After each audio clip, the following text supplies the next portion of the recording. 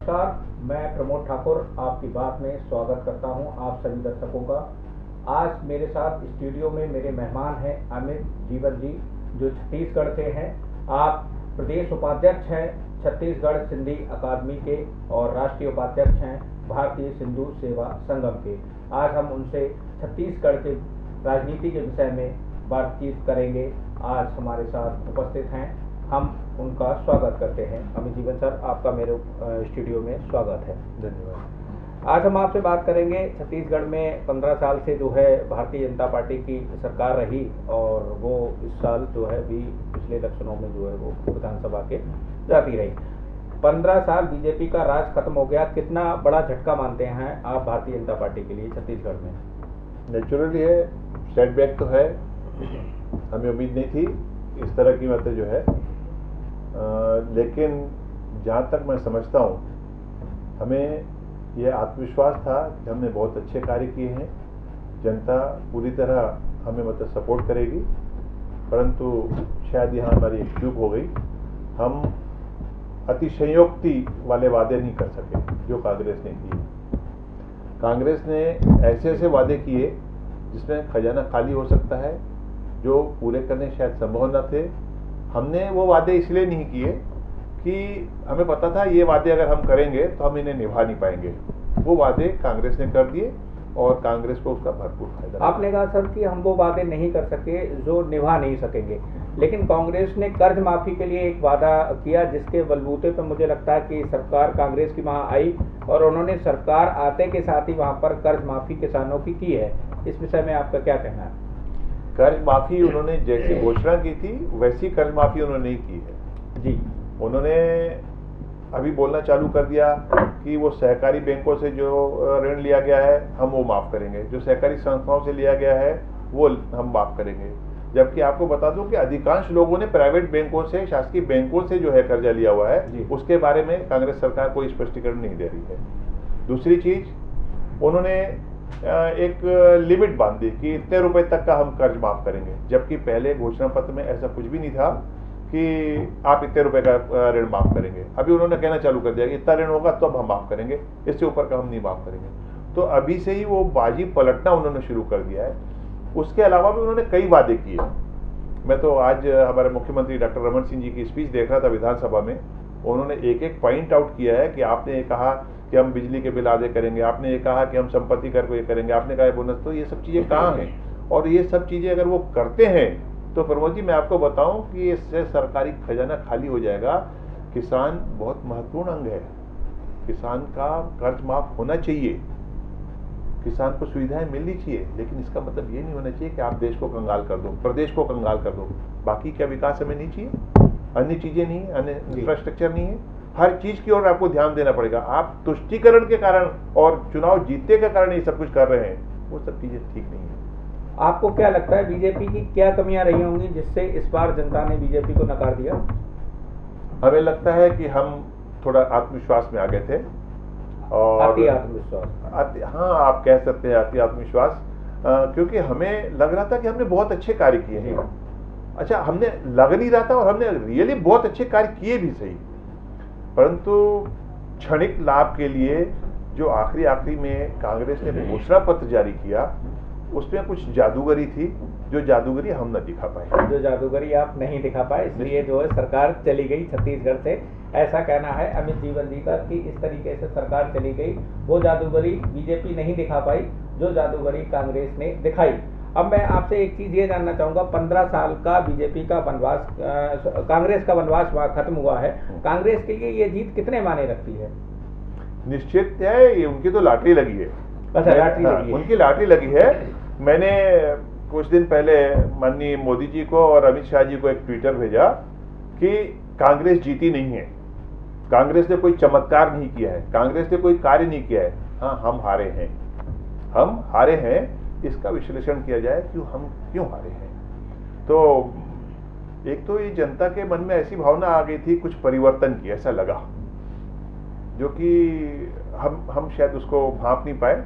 और दूसरी जो अतिशयोक्ति वाले वादे थे, जनता उसके ऊपर भ्रमित हो गई और उन्होंने अंधाधुंध जो है वो मतलब जो है कांग्रेस को बटन वोट दबाते कर गए दिया। कांग्रेस को विजयी बना दिया। कांग्रेस को वोट हाँ, कर दिया जो। कभी कभी कहते हैं ना कि सच्चा आदमी जो है पिछड़ जाता है, झूठ बोलने वाला झूठ बोल के आगे निकल जाता है, आगे वो निकल बात हो जाता गई। है, और हम मानते हैं कि वो चूक है या सच्चाई है, कभी कभी सच्चाई भी हारती है, ये मानना पड़ता है।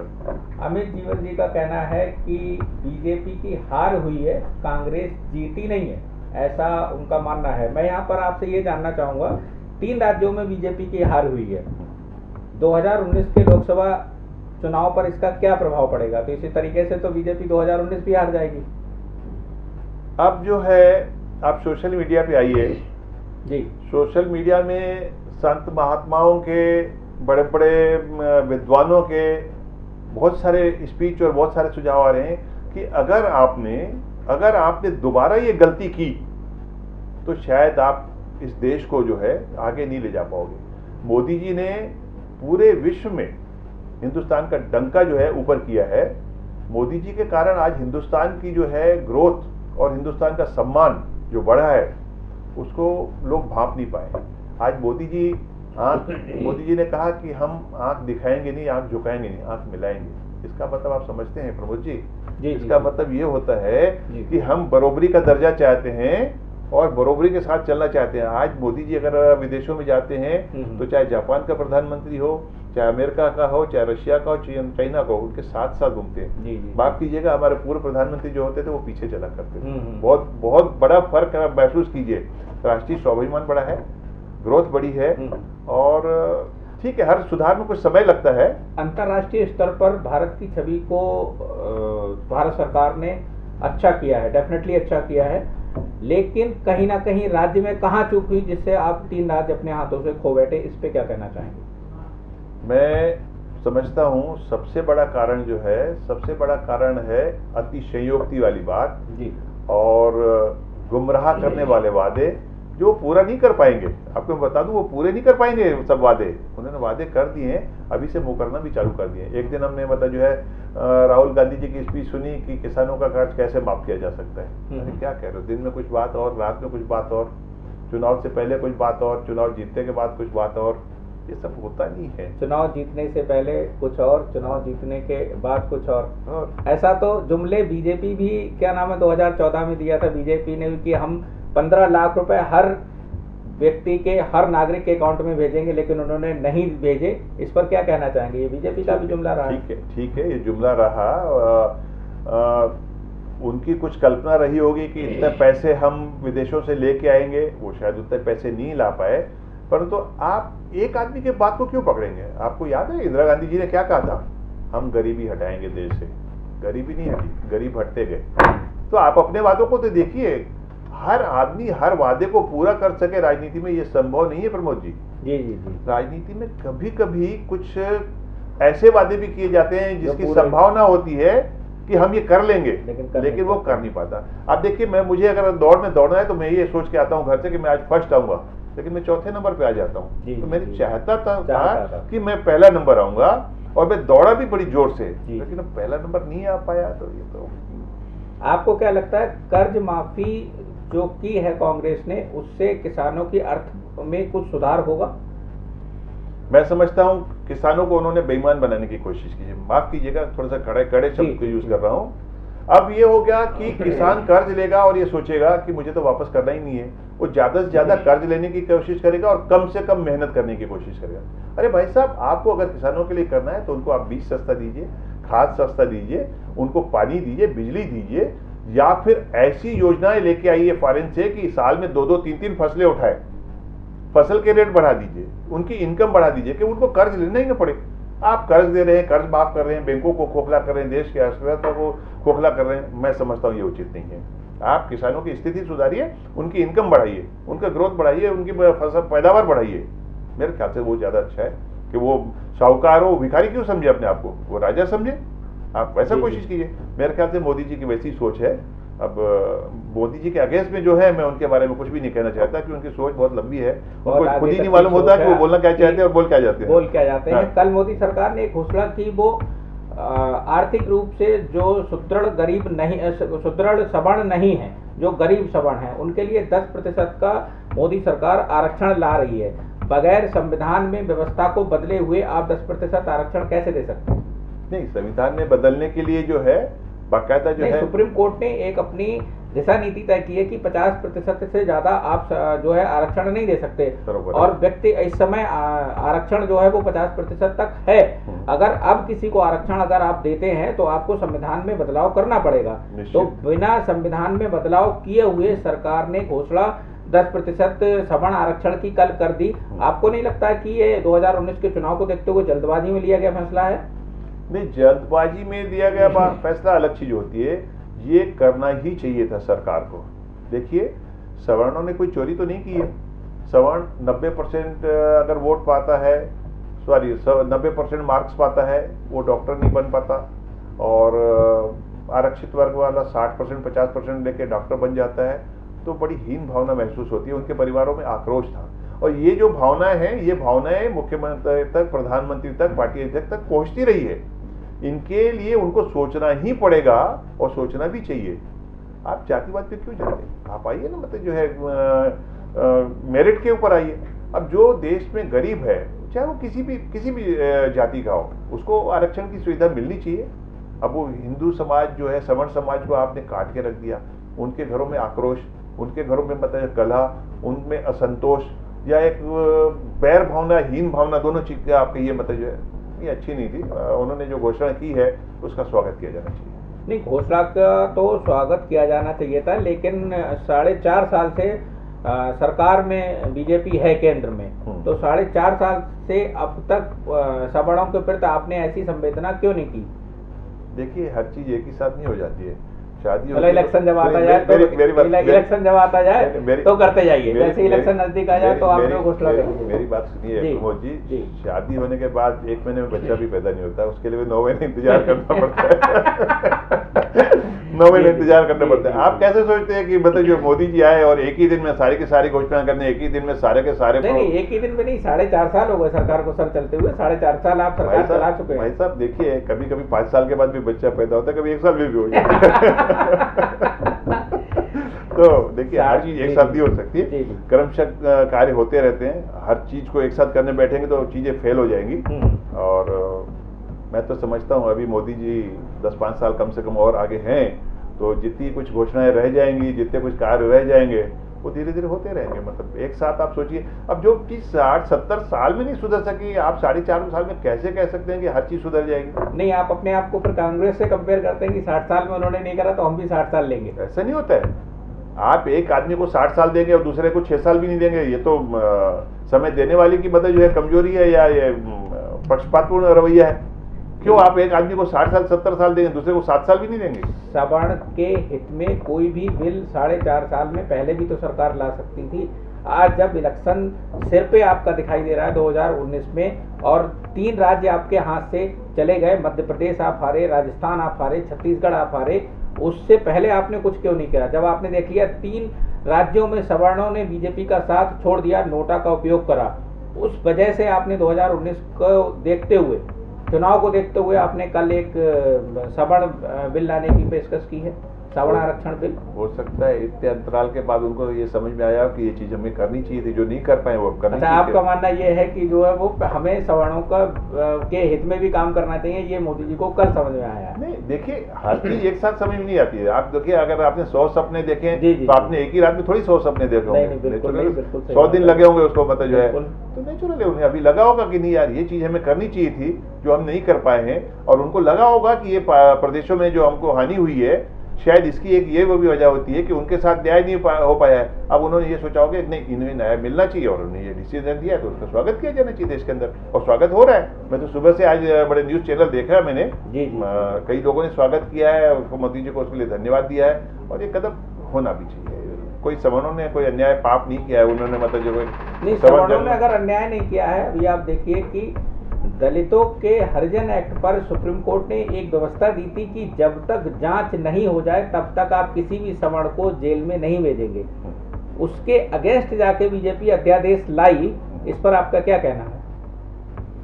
अध्यादेश लाई, ठीक है, इसके लिए कुछ दबाव बोल सकते हैं, या कुछ मतलब जो है संवैधानिक व्यवस्थाओं के हिसाब से आज भी जो चीज अब मुझे एक चीज़ कहनी नहीं चाहिए, मेरे हिसाब से तो ये जो आरक्षण है बहुत लंबा चला है।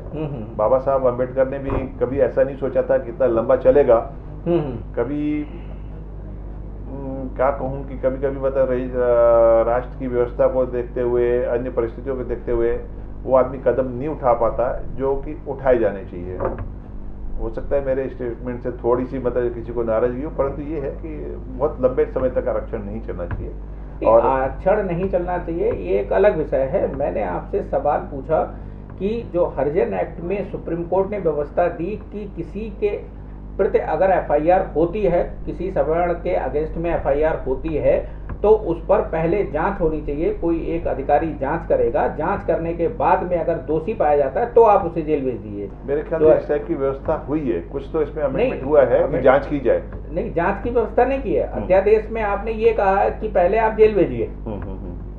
तो इस पर जो है वो सरकार सीधे सीधे दलितों के पक्ष में और सवर्णों के अहित में, ऐसा तो सरकार के लिए नहीं करना चाहिए। सरकार को जब भारतीय नागरिक है तो उनको संविधान के हिसाब से सबको बराबर लेके चलना चाहिए। उसमें सवर्ण और दलित की जातिगत चीजें तो नहीं होनी चाहिए। मैं व्यक्तिगत रूप से आपकी इस बात से सहमत हूँ कि नहीं, जांच होनी चाहिए। अगर कोई रियली दोषी है तब उसे आप सजा दीजिए, अगर कोई निर्दोष नहीं, वही चीज है कि दोषी है तो हम भी इसको कहेंगे कि दोषी है तो आप उसे जेल भेजिए, बिल्कुल सजा दीजिए। लेकिन किसी निर्दोष को अगर आप जेल भेज देते हैं और जांच बाद में होती है और वो अपने केस में निर्दोष पाया जाता है तो ये चीज तो गलत है। मैं व्यक्तिगत रूप से आपकी इस बात का समर्थन करूंगा कि नहीं, जो सच्चाई है, अगर दोषी है तो सजा दीजिए, अगर दोषी नहीं है तो किंतु परंतु न होना चाहिए, उसके ऊपर हाथ। चलते चलते आपसे मैं एक सवाल ये करूंगा, 2019 में आपको क्या लगता है, बीजेपी रिपीट होगी, मोदी जी रिपीट होंगे या बीजेपी प्रधानमंत्री का कैंडिडेट बदलेगी? बीजेपी 100% रिपीट होगी, इसमें कहीं भी बट किंतु परंतु वाली कोई बात ही नहीं है। देश की जनता को सोचना है कि देश को वो कहाँ ले जाना चाहते हैं। लेकिन देश की जनता ने 3 राज्य से बाहर कर दिया आपको। देखो, वो प्रदेशों की बात थी। जी जी जी। आज भी मोदी जी का कोई विकल्प नहीं है। मैं पुनः कहूंगा कि मुझसे नाम मत लिवाइए, गवारे हैं, बड़ी ख्याति पे फर्क पड़ सकता है, मैं नहीं कहना देना चाहता नाम उनका। लेकिन मोदी जी का आज कोई विकल्प नहीं है। ऐसी देशभक्ति की भावना जो कूट कूट कर उनमें भरी है, सालों से मुख्यमंत्री रहे, सालों से प्रधानमंत्री हैं, जिनकी माँ छोटी सी खोली में रहती है, जिनके घर परिवार वाले नौकरी करते हैं, छोटे छोटे व्यवसाय करते हैं, जिनके अरबों करोड़ों रुपए के मतलब स्विस बैंक में खाते नहीं खुले हैं, तो आप क्या बोलते हैं? ऐसे प्रधानमंत्री को हम हटा दें जो हवाई जहाजों में बैठ के देश का पैसा बचाते हैं, होटल का खर्चा उसमें न खर्च करें, हवाई जहाज में नींद कर लेते हैं? ऐसे प्रधानमंत्री को हम हटा दें जो जिसके नाम से मतलब जो है एक देश के अंदर दंगे नहीं होते, जिसके नाम से मतलब तुष्टीकरण को शांत किया जाता है, जिसके नाम से चाइना जैसा मुल्क भी जो है आंख नहीं दिखा पाता। आप क्या कहते हैं? नहीं, अंतर्राष्ट्रीय स्तर पर भारत ने बहुत छवि में अपना सुधार किया है, अच्छे लेवल पर आपके रिश्ते सुधरे हैं। मैं उस बात को खुद आपके डिनाई नहीं कर रहा हूँ, मान रहा हूँ मोदी जी ने अंतर्राष्ट्रीय स्तर पर भारत को अच्छी पहचान दिलाई है। लेकिन भारत के अंदर आप 3 राज्य हार जाते हैं तो आप कैसे उम्मीद करेंगे भारत की जनता से? 2019 आप जीत रहे हैं। देखिए, मतदाताओं को आप प्रेशराइज नहीं कर सकते, बिल्कुल नहीं। समझा सकते हैं, स्पीच दे सकते हैं, अपनी योजनाएं बता सकते हैं। मैं समझता हूं अगर थोड़ी कुछ कमी रह गई है समझाने में, अपनी बातों को रखने में, तो हम निश्चित रूप से बहुत बेहतर ढंग से अपनी बातों को सामने रखेंगे। देश हित अगर जनता ने देखा तो मैं समझता हूं कोई भी शक्ति मोदी जी को नहीं हिला पाएगी। और अगर राष्ट्रभक्ति की भावना जिसमें होगी, भारत माता के प्रति जिसके दिल में सम्मान होगा, मोदी जी को स्वयं चुन के लाएगा, इतना विश्वास रखिए। आपको क्या लगता है 2019 में आपकी सरकार दोबारा बनने जा रही है सेंट्रल में? निश्चित 100% मतलब 99% नहीं, 100%। बिल्कुल। तो ये थे मेरे साथ अमित जीवन जी छत्तीसगढ़ से। सर ने सवालों के बेबाकी से जवाब दिए और उनका मानना है 2019 में मोदी सरकार पुनः वापस आएगी। इन्हीं शब्दों के साथ में मैं उनसे विदा लेता हूं। धन्यवाद। मैं प्रमोद ठाकुर आपके साथ फिर मिलूंगा। जब तक देखते रहिए Live 24 और अमित जीवन जी का पुनः एक बार धन्यवाद।